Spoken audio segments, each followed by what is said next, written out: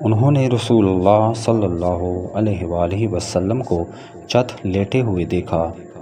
آپ صلی اللہ علیہ وآلہ وسلم اپنا ایک پاؤں دوسرے پر رکھے ہوئے تھے۔ ابن شہاب زہری سے مروی ہے، وہ سعید بن مسیب سے روایت کرتے ہیں کہ عمر اور عثمان رضی اللہ عنہ بھی اسی طرح لیٹتے تھے۔ صحیح بخاری حدیث نمبر 475۔